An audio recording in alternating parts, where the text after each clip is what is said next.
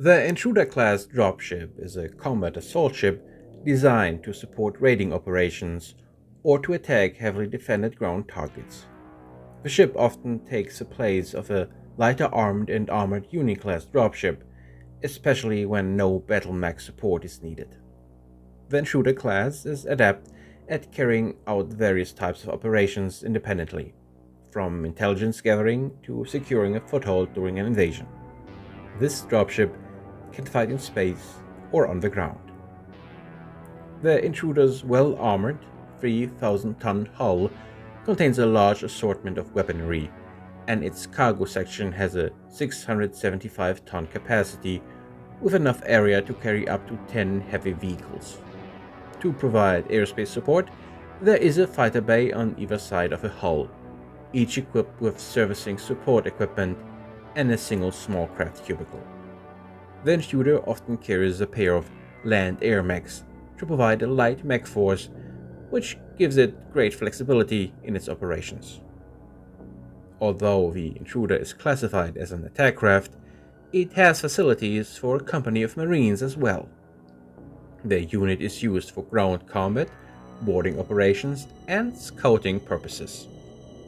It normally consists of 3 infantry platoons, though special circumstances often require the use of an armor unit, motorized infantry, a scout unit, or specially organized irregular units. Quarters are provided for up to 90 troops. The ship is equipped with 3 large bays that the Marine units use for training purposes. These bays contain target practice simulators, visual training aids, and plenty of floor space for physical activities. The training bays often serve as recreation rooms when not needed for other purposes. The Intruder class well-equipped medical facility can handle most emergency cases that occur during combat. It consists of an emergency treatment room, which can handle 2 cases simultaneously, an intensive care ward with room for up to 6 patients, and a dispensary for treating minor injuries and illnesses. To support the Marine unit during ground operations, the ship carries a well-equipped command center. From this room, deep inside the armored wall of the ship, the Marine commander can control all the activities of the 3 platoons and any other unit operating with the troops. The command center contains extensive communications gear, combat computers, map boards, and tactical intelligence displays. These extensive facilities rival those of the command versions of the Union and Overlord, although they are best suited to operations involving forces of battalion size or smaller. One of the Intruder's interesting features is the design of its thick, sturdy landing gear that extends like pistons directly from the underside of the hull. These legs are locked into the down position as the ship approaches the ground.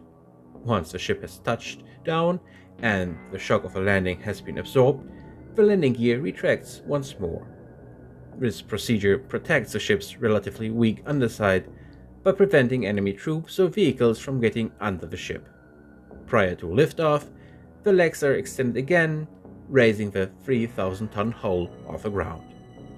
The legs lock into place and allow the super-hot plasma from the engine core to vent itself away from the skin of the ship. The time it takes to extend the legs and lift the ship is usually just about 30 seconds. The Intruder is equally at home fighting in space or on the ground, with its large weapons array fairly evenly spread across the entire surface of the craft. The nose bay features a single PPC, LRM-20, AC-5, and twin medium lasers, with a further PPC and LRM-20 reg, paired medium lasers, and a single large laser on each fore angle. The rear quarters of the craft are also heavy armed, featuring twin PPCs, paired AC-5s and AC-10s, and 2 SRM-6 regs on each rear angle, with another LRM-20 twin large lasers and twin medium lasers mounted directly aft. For ammunition, the vessel carries 3 tons of AC-5, 4 tons of AC-10, 6 tons of SRM-6, and 11 tons of LRM-20 munitions. The Intruder class is most often used in raids and intelligence gathering missions to worlds known to be occupied by hostile forces. The ship is suited for such missions because it can fight in space or on the ground without support from other dropships. Once landed, the ship can then deploy its reconnaissance or raiding forces, which are coordinated from the Intruders command center. Its heavy armament keeps it well protected from enemy AeroSpace Fighters and ground forces. The ship is also often assigned to planetary assault missions, used to establish a foothold for troopships to follow. But just as often, the Intruder just directly attacks large concentrations of enemy troops.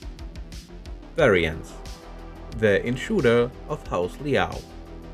Among the few variants of the Intruder class, the one used by House Liao, introduced in 2905, is the best known.